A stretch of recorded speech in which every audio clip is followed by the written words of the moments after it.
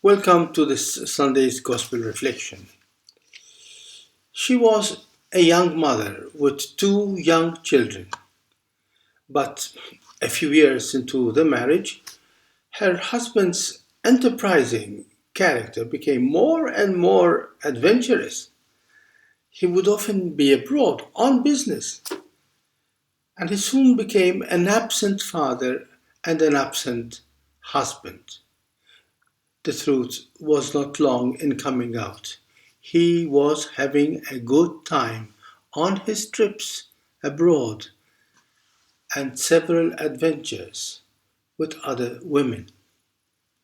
The marriage could not survive, and the mother ended up alone, fully, totally dedicated on her two young children. Friends and relatives were so concerned for this woman. How can she continue like that on her own? It was too much. If her husband was so unfaithful, why should she not seek separation, divorce, annulment, and start another relationship or even marriage with someone who really loved her and her children? But when people told her this, she would say, when I married my husband, I promised to him and to God that I shall love and be faithful to him unconditionally and for life. It is not because he was unfaithful to me that I should give up on the promise I had made to God. Apart from this, I want my children to know that one should never take back one's promises made in God's name. Because God never goes back on his promise. He loves us unconditionally and to the very end. And that's what I had promised to my husband when I said yes on the altar. My children have seen their father's unfaithfulness. I want them to see also their mother's faithfulness to God and to her family. This young mother chose the harder way. She threw herself into a fire that, rather than consuming or destroying her, gave her life, a real and lasting meaning for her and her dear little ones. This is the fire Jesus is speaking about in today's Gospel. It is the fire of a love so great, so marvelous, so uncompromising, that it burns all the impurities and all the less important things to bring out the enchanting beauty a human heart is capable of achieving with God's help. It is this fire in which we sacrifice what is less important for the more important, the less beautiful for the more beautiful, the worldly comforts for a lasting happiness, the easy conveniences for the tough but real love that alone makes our life meaningful. Jesus is inviting us to make a choice. What should come first? The price we are afraid of paying, or the prize that we are so eager to obtain? As human beings, we are so limited in our resources. Our strength, energy, long-term vision, perseverance. We are weak little creatures. No wonder that we try to save the few resources we have. The little energy, the little time, the little money, goodwill that we have. We try to save them to get the maximum benefit out of life.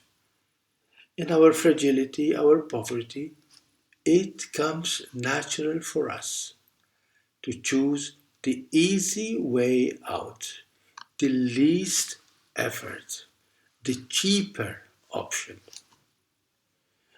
On the other hand, life has also often taught us the lesson that, and we have all learnt it, the cheaper the price that one is ready to pay, the poorer the quality of the thing or benefit that we are seeking.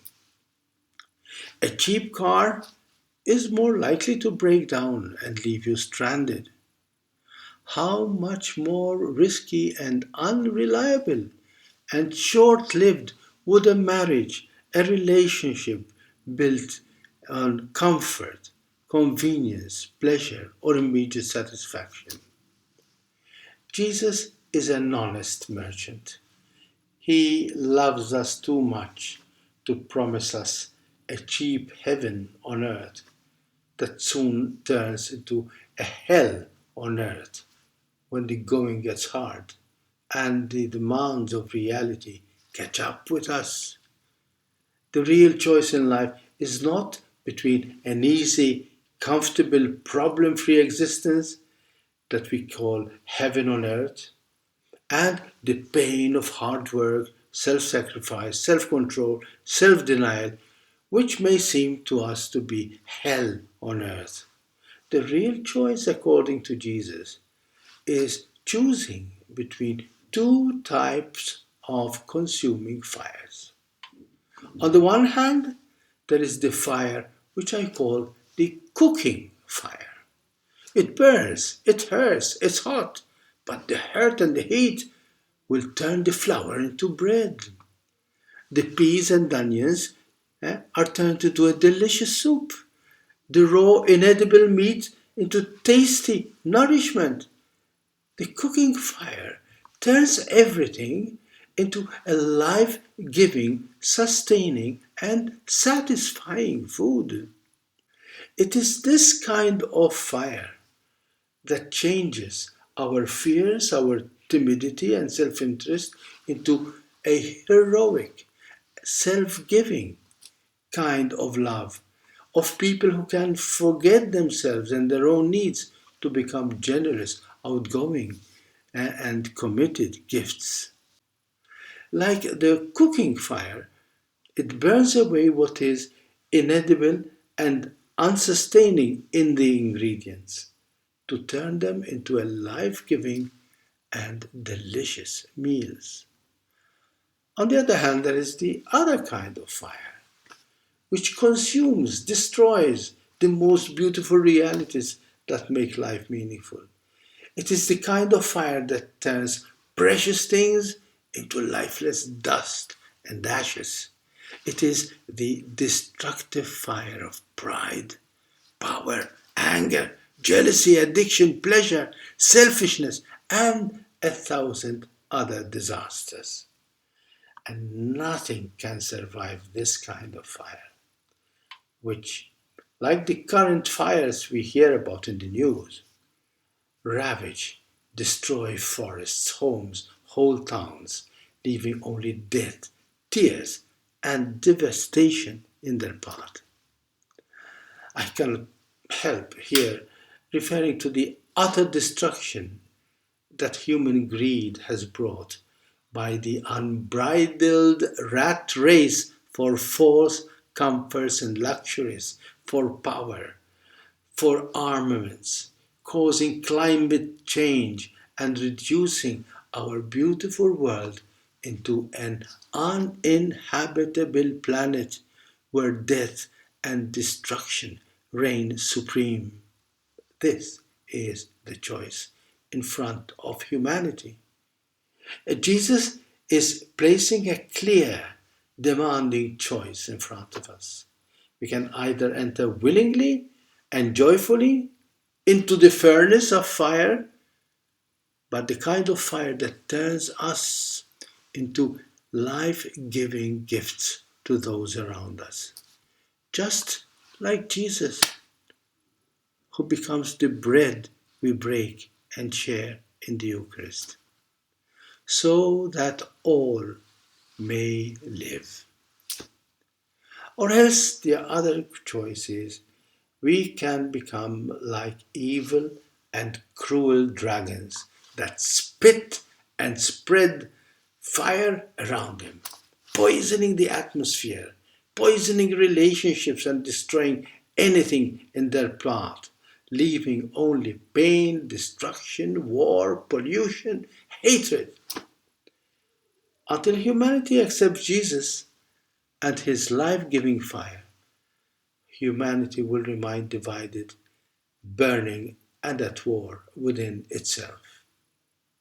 And as today's gospel says, a household of five will be divided, three against two, two against three. Conflicts, conflicts. Is not this a true description of our godless and loveless societies? I end with a prayer. Dear Lord, help us keep alive within us your own burning fire of love. Make out of each one of us a channel of your peace, joyfully accepting to pay the full price to gain the greatest of all prizes, your own peace for humanity, for whom you have paid the highest price by your death on the cross of love. God bless you and thank you.